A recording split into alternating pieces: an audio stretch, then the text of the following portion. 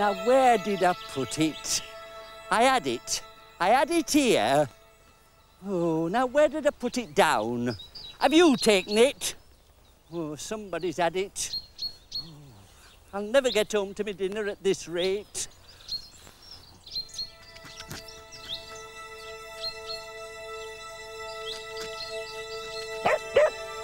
Oh, shut up, can't you? I can't hear myself thinking.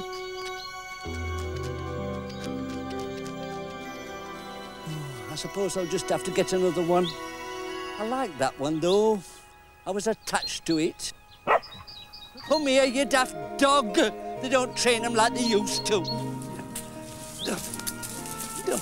Where are you taking me to, you stupid animal? Oh, I'm getting too old for all this. Oh, you aren't half leading me a dance. What have you found? No, that's not it. Not a bit like mine. Oh, it's a nice one, though.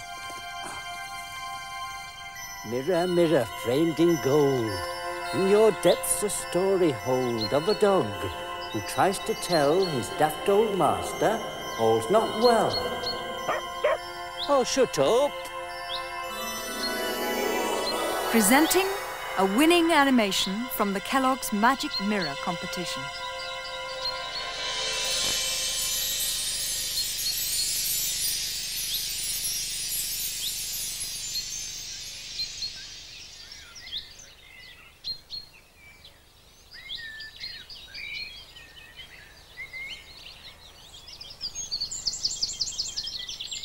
Many years ago, there was a brave dog called Turpie. Turpie lived with a little old man and a little old woman. The little old man grew hemp to make ropes for the sailing ships that came up the river. The little old man and the little old woman lived by the river in a little house made of hemp stalks. Dog Turpie looked after them and barked loudly when anyone came near the house. But deep in the woods lived the Hobyahs. They had long fingers and long noses and ran on the ends of their long pointed toes. They slept all day, but when it was dark, they came running out of their house, creeping through the long grass and skipping along on the ends of their long pointed toes. One night, the little old man and the little old woman were fast asleep. Out from the deep woods, running came the Hobyahs. Skip, skip, skipping on the ends of their long pointed toes came the Hobyahs. They cried, "Pull down the hemp stalks, eat up the little old man, carry off the little old woman." But brave dog Turpie ran out barking loudly. The Hobyahs were afraid. They ran home again as fast as they could go. But the little old man woke up and said, "Dog Turpie barks so loudly I cannot sleep. Tomorrow night I will chain him up." So the next night when it was bedtime, the little old man chained Dog Turpie up outside the door. Then he went to bed. When he was asleep, out from the deep woods, running came the Hobyahs. Through the long grass, creeping came the Hobyahs. Skip, skip, skipping on the ends of their long pointed toes came the Hobyahs. They cried, "Pull down the hemp stalks, eat up the little old man, carry off the little old woman." Brave dog Turpie jumped up and down and barked loudly. The Hobyahs were afraid. They ran home again as fast as they could go. But the little old man woke up and said, "Dog Turpie barks so loudly I cannot sleep. Tomorrow night I will tie up his legs."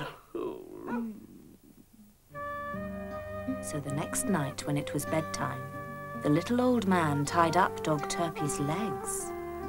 Then he went to bed. When he was asleep, Out from the deep woods, running came the Hobyahs. Through the long grass, creeping came the Hobyahs. Skipping on the ends of their long pointed toes came the Hobyahs. They cried, "Pull down the hemp stalks, eat up the little old man, carry off the little old woman." Brave dog Turpy barked and barked. The Hobyahs were afraid. They ran home again as fast as they could go. But the little old man woke up and said, "Dog Turpy barks so loudly I cannot sleep. Tomorrow night I will tie up his mouth." So the next night when it was bedtime, the little old man tied up Dog Turpy's mouth. Then he went to bed.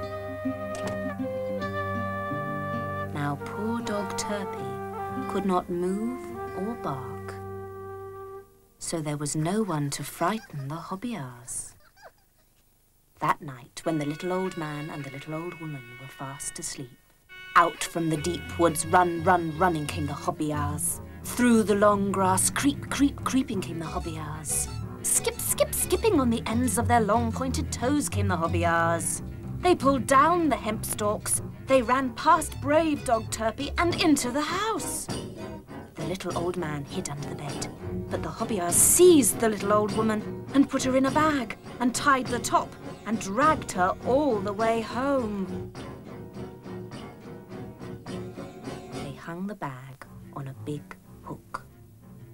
Then they poked it with their long fingers and cried, "Look you, look you."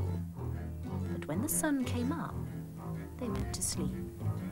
Hobyahs, as you know, always sleep all day.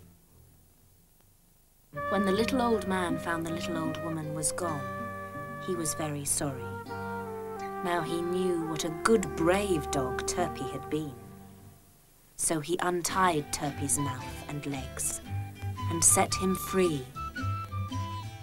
Then Turpy went sniffing and snuffing along to find the little old woman. He sniffed along the fields, through the long grass, and snuffed along the hedges until he came to the deep woods. Soon he came to the Hobyahs' house. He heard the little old woman crying in the bag. He saw that the Hobyahs were all fast asleep. Then he cut open the bag with his sharp teeth. Out jumped the little old woman and ran home as fast as she could go.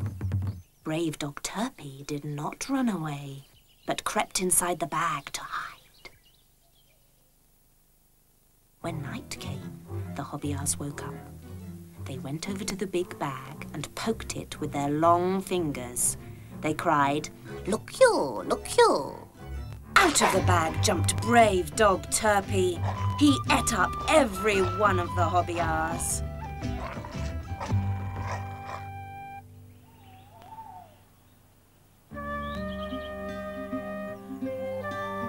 So that is why there are no Hobyahs anymore.